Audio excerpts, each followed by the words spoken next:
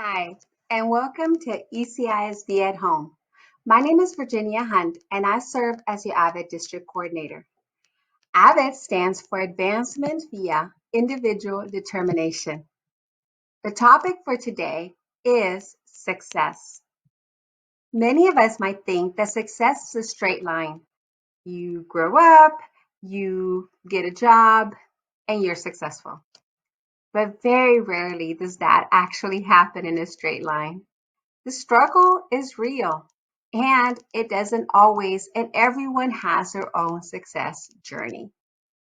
Today, we're going to hear from three Access for Success career coaches that are going to share with you their little nuggets of wisdom that are going to help you answer the essential question of the day.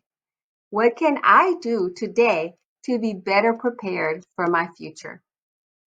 First up, we have Dr. Sandra Woodley.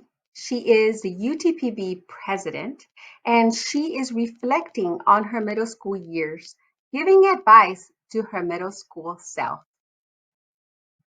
Talking. I can remember when I was looking at my report cards the other day. I don't know how I was cleaning something out and I found report cards and it said, Sandra Sandra talks too much, and so that was the recurring theme. She talks too much. She talks too much.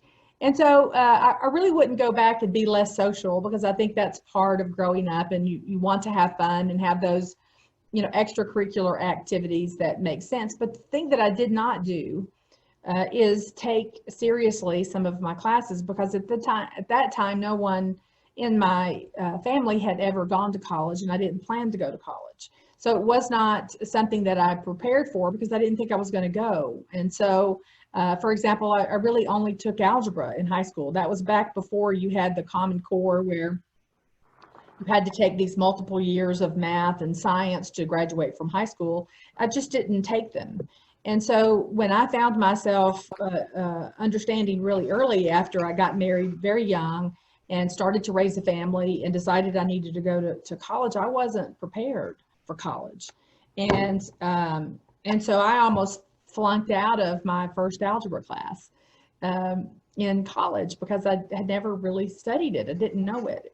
And I've never worked harder in any class than I've ever, taken before to be able to catch up my skills. But if I could go back to myself in the 6th and 7th and 8th grade, I would, encourage me to be more serious about my studies and to take those math and science courses that would be necessary for me to be successful later. I made it work, but it was really hard, and it wouldn't have had to be this hard if I had taken those classes much more seriously. Thank you, Dr. Woodley, for sharing your advice with us. Next, we have Dr. Jonathan Fuentes from Odessa College. He is the Executive Dean of Academic Partnerships, and he's talking about what traits you need in order to be successful in any career. Things that really matter are you need to be able to think critically. I'm paid to problem solve, and that's the way I feel like I've been able to move up the ladder. And I think that's the way most people are able to move up the ladder is I can problem solve. You give me a problem, I'm going to fix it for my organization. Number two, what I think is really important, and we don't always value, and this is what the book says in the higher education leadership book, is that it's really important for us to care about people. So have those soft skills. They're called soft skills, those people skills that in a lot of ways, I think we started getting away from. We kept saying, no, we need to learn about technology and we have to beef up our skills there. And we forgot that, my goodness, people skills are the most important. The reason we work our way up is because we've learned how to work with people. And there's also a big piece to that in supervision, so the supervising of people that we have to become really, really good at if we want to become the bosses one day or want to become leaders one day, that's the most important skill I think you can pick up. I will also, let me just add one more thing that I tell my students that I've taught government to for many years. And I tell them that the other skill that I feel like I've picked up and that really has helped me pay bills is learning how to be a better writer. So just being an effective communicator is really important. And we don't realize that not everybody has those skills. So right now, I don't care if you don't like English. I don't care if you really like STEM. Guess what? You're going to have to do a lot of writing, and people are going to notice if you're a good writer, a good communicator, written wise. And so become that good writer so that you can also move up in your company. Thank you, Dr. Fuentes, for sharing with us your wisdom today. The next person that we're going to hear from is Ms. Monique Galindo. She's a very young accounting manager from Norley Hospital. She's going to share with us how she continues to motivate herself in order to continue to be successful.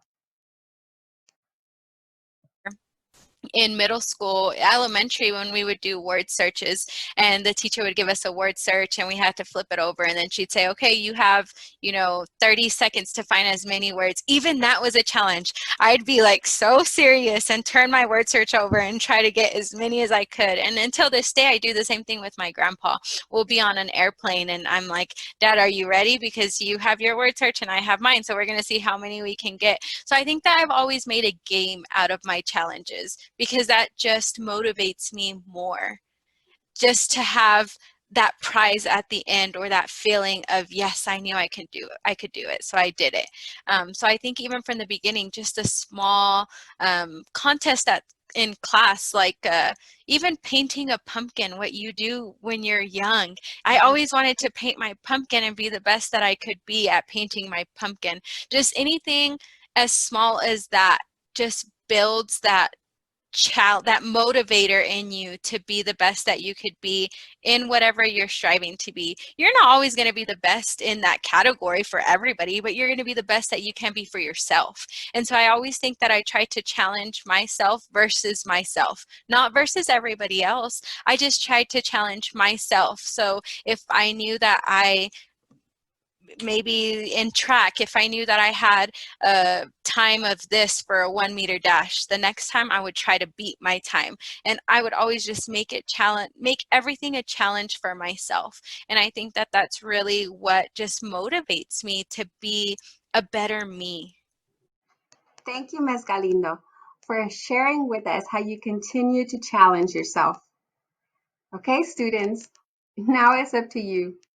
You've heard from our career experts. Can you answer our essential question? What can you do today to help you better prepare for your future? Thank you for joining us, and we hope to see you next week.